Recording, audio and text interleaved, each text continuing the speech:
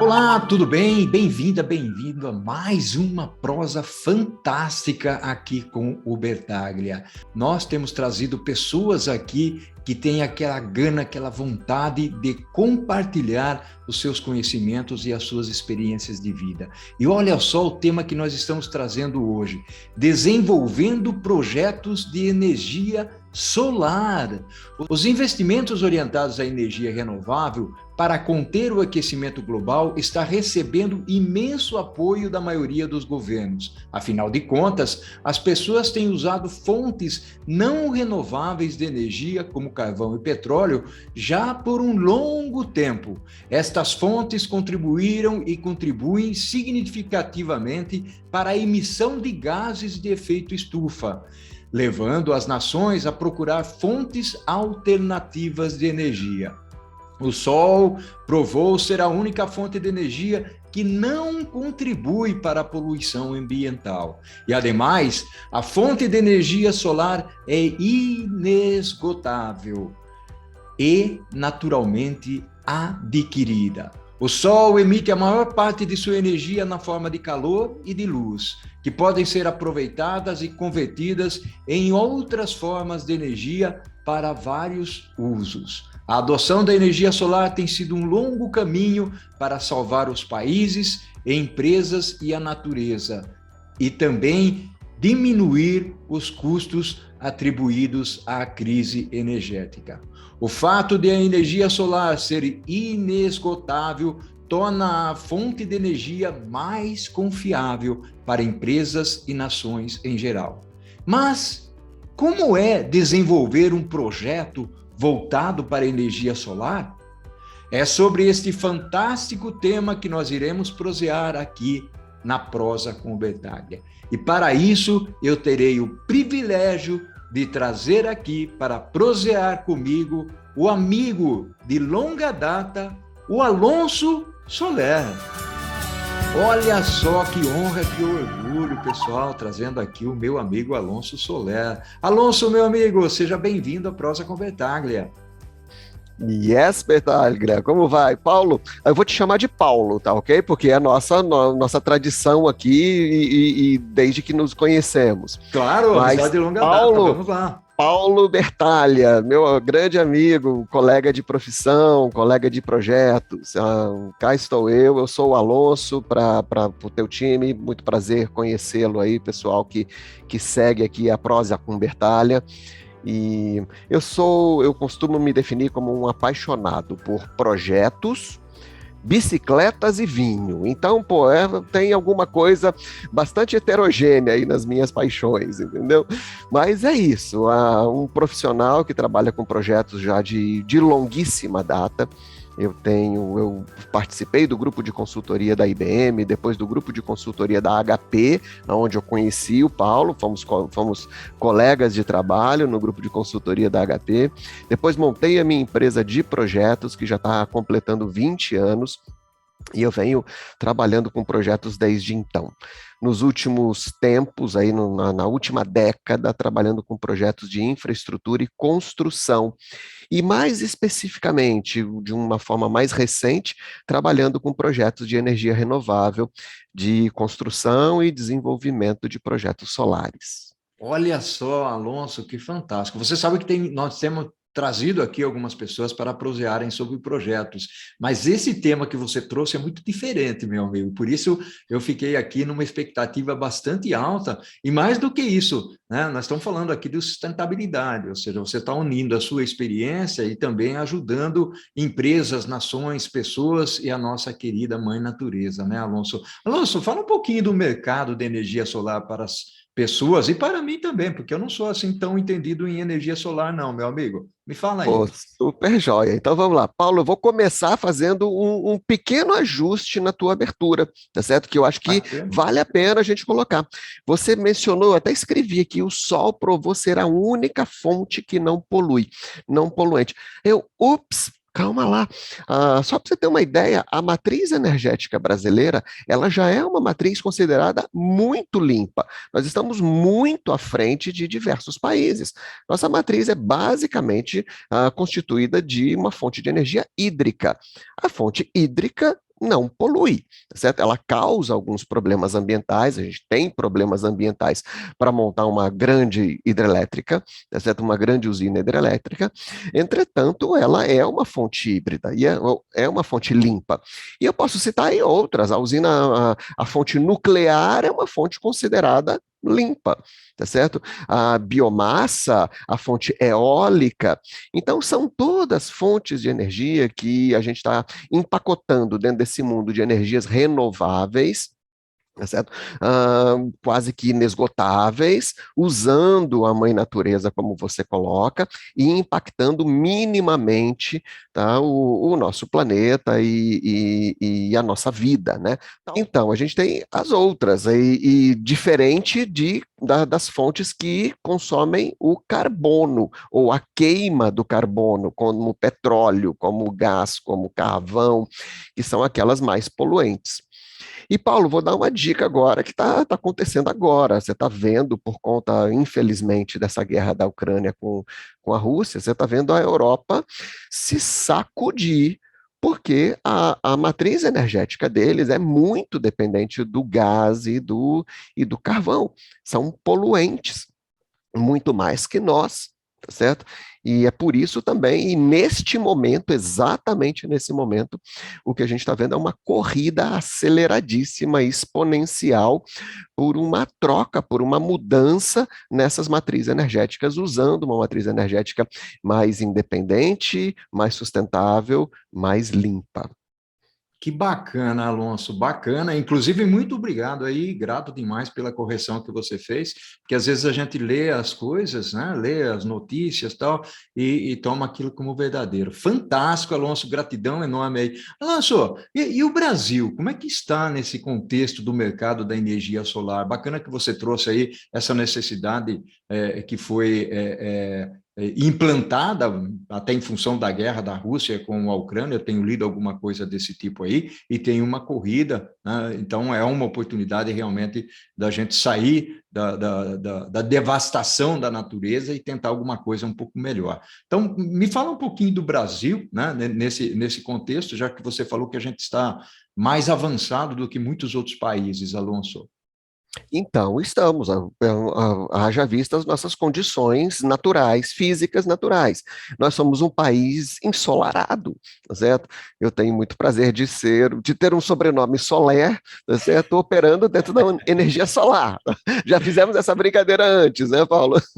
Mas o país é um país puxa, beneficiado, agraciado por ter um sol que brilha todos os dias, com uma fonte de radiação bastante grande. Nós temos regiões, as regiões do Brasil já estão totalmente mapeadas em termos de nível de radiação solar.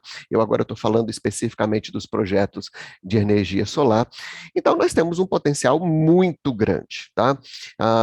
Eu trago dados aqui, algum tipo de dado, até hoje, isso é dados da AB Solar, até agora, em 2021, dados de 21, o total de energia solar instalada no Brasil, ele soma, é da monta de algo em torno de 8 gigawatts.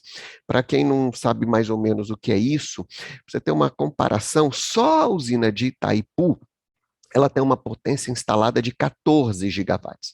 Ou seja, nós estamos ainda muito aquém de todo o nosso potencial solar. Tá?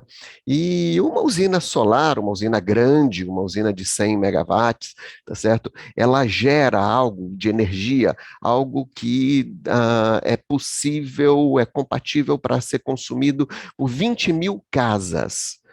Ou seja, 100 megawatts de usina solar, que é uma usina relativamente grande, quando comparada à geração distribuída, são as pequenas usinas de 5 megawatts, até 5 megawatts.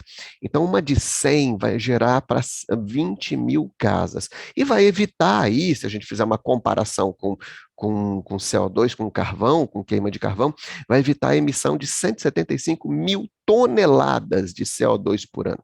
Então a gente vê que é um potencial imenso no país, é um potencial imenso para o planeta. O país podia estar absolutamente mergulhado dentro desse tipo de projeto. Vou trazer mais alguns dados para você, que eu acho que é legal para o teu público ouvir. Sim. Dados da AB Solar, tá? Bom, mais de 44 bilhões de reais em novos investimentos privados sendo feitos aqui no Brasil em energia solar. Mais de 254 mil novos empregos gerados para trabalhos em energia solar, desde o desenvolvimento, a construção até a operação de uma usina. Mais de 12 bilhões de arrecadação de tributos, tá? E, como eu falei, mais de 8 milhões de toneladas de CO2 evitadas. Então, isso são dados que te mostra, fala, cara, vamos mergulhar de cabeça dentro desse tipo de projeto. Que bacana, Alonso. São números espantosos, realmente são números muito grandes. Alonso, me diz uma coisa: existe uma região no Brasil onde nós estamos implantando essa coleta, esse uso da energia solar? Ou seja, falando em Nordeste, Sudeste, Sul, Norte, tem alguma que é mais, que aparece com mais relevância ou não? Sim, Paulo, com certeza. Como eu te falei, o país está todo mapeado pela Uhum. irradiação solar. É óbvio, quanto mais sol você tiver, tá, mais você vai produzir energia. E o país está dividido não pelas regiões geográficas Nordeste, Sudeste, Uhum. ele está dividido também pelas categorias Norte, ah, Norte e Sudeste, mas que são diferentes das regionalizações que nós temos. Da Então, uma geográfica, região, né? a geográfica, a região Nordeste envolve a região geográfica Nordeste e Norte, tá certo? Essa é uma região de comercialização. Nós temos uma região de comercialização Sudeste que faz essa faixa que vem do Sudeste, Centro-Oeste, vai até ali ao Acre, se você tem uma ideia, isso é Sudeste, e você tem o Sul. Obviamente, a região Nordeste, por estar mais próximo do Equador, inclusive, tá, ou está Uhum. cruzando o Equador, tá, ela tem maior irradiação solar, ela é onde tem os maiores potenciais. Mas nós temos muitos projetos acontecendo também na região Sudeste, que também envolve aqui São Paulo, Rio, Minas, o norte de Minas é Goiás, Tocantins, tá? São áreas em que você tem muitos projetos de energia solar sendo desenvolvidos e também na região sul. Então, digamos assim, poxa, Nordeste, Sudeste, Sul, olhando para a região geográfica o distanciamento em relação ao Equador, mas a gente tem projetos acontecendo no Brasil inteiro. Olha só que bacana, Alonso. E você está trazendo aqui para as pessoas que acompanham a Prosa com Betaglia um assunto extremamente novo, um assunto extremamente importante, porque nós temos falado muito de sustentabilidade nas empresas, ou mesmo na mídia, né, Alonso? E eu acredito piamente que essas investidas, esses projetos, eles precisam ser trazidos para o conhecimento do público. As pessoas precisam saber o que é que está acontecendo. E principalmente, aqui na prosa, Alonso, nós começamos a prosa com um foco muito grande na área industrial, né, supply chain, manufatura, Uhum. e depois eu acabei migrando para a área de negócios. Então, eu acabo trazendo prosas de liderança, prosas de projetos, como está sendo a nossa aqui, prosas de sustentabilidade, logicamente, o supply chain não pode ficar de fora, né? Lógico. Planejamento, finanças, tal. E eu entendo, Alonso, que na perspectiva de alguém, seja um colaborador mais simples ou alguém que seja gerente, diretor, tal, precisa ter, mesmo que genericamente, essas visões, né, do que é que está acontecendo e que de alguma maneira afeta aquilo que ele está fazendo.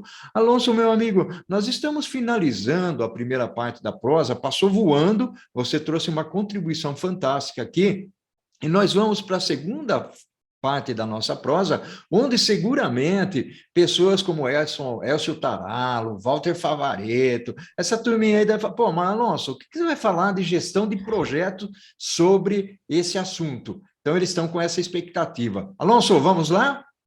Vamos, toca o bonde.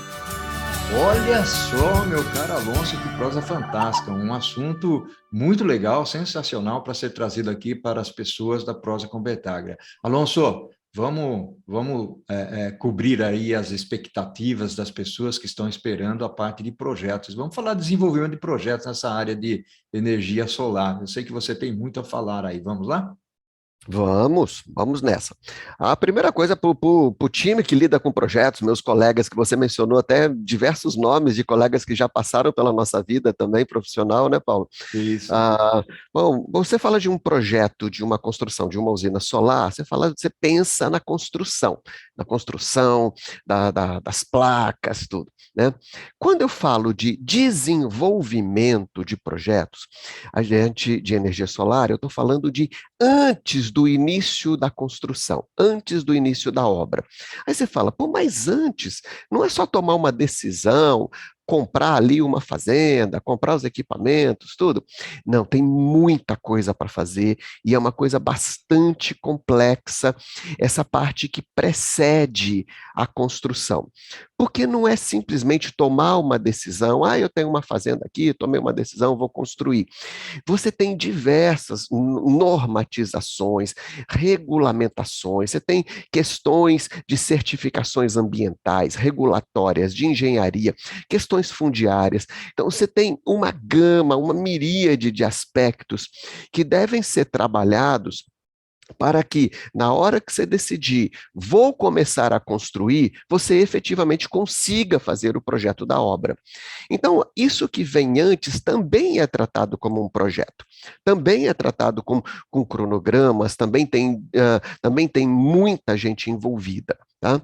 Muito bem. Na minha vida aí, profissional, eu já trabalhei com projetos de construção de obras de usina solar, de obras de usina de geração distribuída, montando EAPs, montando cronogramas para você fazer a construção, trabalhando com engenharia do proprietário para poder fazer a construção. E, ultimamente, nesse último ano, eu trabalhei com uma grande empresa multinacional que decidiu investir no Brasil em energia solar.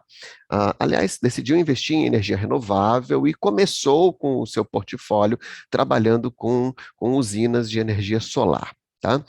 E a gente precisava desenvolver os projetos. Então, fui contratado para montar um PMO ou um VMO, um Value Management Office. Eu tenho falado isso também nas minhas aulas, tá certo? Um VMO para poder tocar 7 projetos em paralelo de grandes usinas solares. Eu estou falando de grandes porque são usinas da monta aí de 500 megawatts. Você lembra que eu mencionei uma grande de 100 que podia gerar energia para 20 mil casas? Então, a gente estava desenvolvendo projetos de usinas de, em média, 500 megawatts. Negócios imensos, tá? Que seria Fazendas para 100 mil casas, fazendo a para continha 100 aqui. mil casas, exatamente. Fazendas enormes de plantas solares ocupando áreas enormes de grandes fazendas, né? E então, puxa, a gente tem diversos aspectos para fazer. Imagina 7 projetos acontecendo em paralelo com todas as complexidades. A complexidade fundiária. Cara, você não sabe como é complexo você comprar uma área, você adquirir uma área que seja propícia, obviamente, a gente olha e vê se essa área é propícia em termos de cartório, em termos de regularização, em termos de disputas entre proprietários, às vezes essas grandes fazendas ou grandes áreas no país dependem foram obra que vieram dos pais, foram heranças para diversas pessoas. Então, você tem que desenrolar, desembolar todos os problemas fundiários, cartoriais. Você tem todo o problema ambiental, que, cara, tem coisas fantásticas para ser falado no mundo ambiental, problemas mil que acontecem. Se você vai em Minas, Minas considera o piqui como um bem estadual. Então, se tem um piquizeiro plantado naquela área, você não vai poder cortar, ou você tem você não vai poder suprimir um ou dois ou alguns piquizeiros. Para fazer essa supressão, você tem que ter um estudo de impacto ambiental, você tem que fazer um licenciamento ambiental bastante complexo, bastante longo, bastante sério, com gente séria por trás. Isso demanda muito tempo. Ah, eu tenho um caso, se você me permitir o tempo contar, mas numa das fazendas, a gente contratou lá um grupo para ir fazer o estudo de impacto ambiental numa dessas fazendas, e eles encontraram umas lagoas intermitentes, que aliás estavam secas quando eles foram lá, e nesses buracos, né, cheio de areia ali, tá, porque estava seco, intermitente, porque só enche quando tem chuva, né? Uhum. Eles encontraram ovinhos de um determinado peixinho, ovinhos de um peixinho que é endêmico naquela região e que ele tem o ciclo de vida nele, o ovinho fica seco e inerte na areia. Quando vem a chuva e aquilo enche, aquele ovinho eclode e vira um peixinho, e esse peixinho tem é tombado, inclusive descoberto na mesma região, no norte de Minas. Cara, isso causa um problema enorme ambiental. Você tem que mudar o teu projeto de engenharia da planta para você não afetar de modo algum, tá certo? Essas lagoas para que esse peixinho continue, tá certo? Tendo sobrevida. Então são questões fantásticas que você lida e que todos os dias acontecem uma coisa nova. Tá? Então, os problemas regulatórios, os problemas legais, o problema de procurement, você falou de logística, né? Na Uhum. verdade, é o início daqui. Cara, a contratação desses equipamentos, agora em época de pandemia, em época de ausência ou falta de componentes, os preços lá em cima, problemas com os grandes fornecedores no mundo para entregar essas placas, esses trackers, porque hoje em dia a placa segue o sol, né? Ela tem um movimento em que para ter um aproveitamento maior energético, ela segue o sol. Então é um negócio bem bacana. Esse foi o meu trabalho do último ano, dos últimos meses aí, Paulo. E foi muito legal. A gente concluiu o trabalho, até porque havia uma questão legal na nossa legislação que o governo ele ofereceu um certo subsídio numa taxa de transmissão para quem protocolasse os projetos desenvolvidos, as outorgas dos projetos, até início de março desse ano. Está fazendo um mês mais ou menos, tá certo? E, e nós fomos uma correria para a gente conseguir desenvolver e deixar tudo redondo, protocolamos todas essas outorgas e agora a gente essa empresa vai começar a fazer as construções desses projetos, né, dessas usinas que foram colocadas. Então, é um trabalho bacana e foi construído a N mãos, obviamente, tem gente responsável pela área fundiária, gente responsável pela área ambiental, gente responsável pela área técnica, de engenharia, do legal, do procurement, gente agora que já está trabalhando na contratação de empresas de engenharia para fazer o desenvolvimento propriamente dito dos projetos. Está sendo um auê bastante grande e o projeto continua agora com a construção. Olha só, Alonso, e é o que você falou no começo da nossa prosa, é alguma coisa extremamente complexa, né? Precisa de muita gente, e não só o número de pessoas, né? Mas também instituições especializadas em cada coisa, exatamente para não dar problema. Alonso, fantástico o que você está trazendo aqui. Eu queria ouvir de você, Alonso,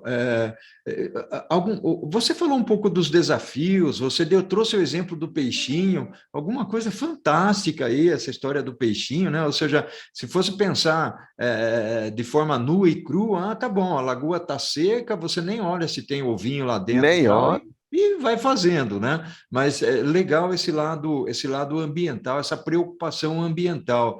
Alonso, o que você me fala de futuro? Porque você, inclusive, falou aí que as empresas, né, os projetos vão ser implantados, tal, mas como é que você enxerga o futuro dos projetos para esse tipo de energia renovável, Alonso? então, esse eu acho muito bacana, porque, como eu falei, minha experiência foi muito focada nos projetos de energia solar, né? Mas a energia solar, ela tem uma curva de produção que é só durante o dia. Então, se você colocar num eixo X às 24 horas, tá certo? A energia solar, ela vai fazer um patamar ali, começando às 6, 7 horas da manhã, quando o sol nasce, e ela vai morrer às 6, 7 horas da noite. Então, a energia solar, ela tem uma curva de geração, que é um platô durante o dia. Esse platô, nem não necessariamente um platô flat, mas ela tem um platô. Ao meio-dia ela está gerando mais e depois ela vai decaindo, tá certo? Só que as empresas, para eu vender essa energia, tá certo? Eu não consigo vender essa energia só durante o dia. A venda no mercado privado, por exemplo. É uma grande indústria que precisa de energia. Para quem que eu vou vender essa minha energia? Para quem que eu vou comercializar essa minha energia? Então, não dá para comercializar uma energia para uma grande indústria só durante o dia. Ela, às vezes, ela roda 3 turnos, ela roda as 24 horas. E a energia da noite? Então, talvez hoje o grande desafio que a gente tem é como é que a gente compõe diversos tipos de energia renovável para a gente ter uma oferta de energia flat. Ou seja, para eu poder ter um cliente que vai receber a quantidade de energia que ele precisa ao longo das 24 horas e não só à noite. Então, existem composições. Então, hoje, um bom portfólio de projetos de energia renovável, um portfólio que vai fletar a curva, colocando aqui um neologismo com a palavra flat, né, tornar essa curva de disposição de energia flat, ele tem que ter uma composição com energia eólica, tá certo? Ele tem uma porque a energia eólica funciona também durante a noite, tá certo? É O vento sazonal, está né? funcionando. Sazonal. Né? Ele funciona também durante a noite, só que ele tem uma curva bem mais baixa do que a curva solar no pico dela durante o dia, tá certo? Então eu tenho que compor a solar com eólica, e aí vem os outros tipos. Hoje em dia se fala muito da energia do hidrogênio, tá? Hoje em dia já se tem tecnologia de baterias para você acumular essa energia solar para poder oferecer ela em outros horários que você não está gerando, tá certo? Então, hoje o grande desafio da energia renovável é como é que eu componho essa energia renovável para poder fazer uma oferta de energia flat, né, durante as 24 horas do dia. Esse é um Bacana. desafio bacana que está sendo discutido dentro da indústria nesse momento. Então, não basta o solar, é o eólico, é o hidrogênio, é a bateria, é o que for. Por isso que, poxa, as nossas fontes atuais, da nossa matriz, que é a usina hídrica, porque a usina hídrica você tem como acumular, né? Quando você faz o lago que você bloqueia a água, aquilo é como se fosse um acúmulo de energia. Você só solta a água, tá certo? Para as turbinas na hora que você quer produzir. E isso funciona 24 horas. Então, é Bacana. como se você estivesse acumulando. Então, a usina hídrica, ela é, tá certo, uma energia limpa e é uma energia que consegue produzir uma energia flat. Da mesma maneira, a energia nuclear.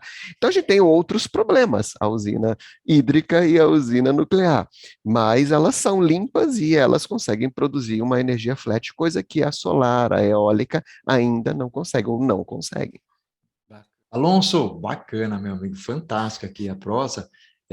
Eu queria fazer uma pergunta, eu acho que é mais um desafio, mas uma visão que você pode ter. Alonso, pode ser que um dia eu possa colocar o meu celular no sol para ele ser recarregado? Com certeza, Paulo. E não pode ser um dia. Hoje você já pode. Eu já tenho equipamento na minha bicicleta que tem plaquinha, tá, que recarrega meu celular. Olha Antigamente a gente só. usava um dínamo, né?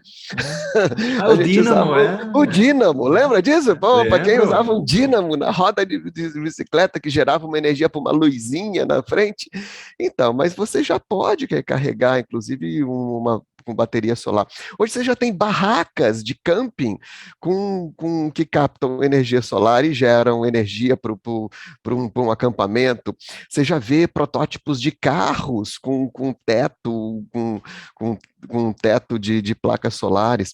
Hoje você já pode ver, bom, você já vê nos apartamentos, nos condomínios, as placas solares sendo colocadas, tá, para poder fazer a geração para a energia compartilhada dos apartamentos ou coisa parecida. E com o advento do uso da energia, tá certo, mais intensa, diminuindo o carbono, né, diminuindo a pegada de carbono, os carros elétricos, onde é que você vai carregar teu carro elétrico, né?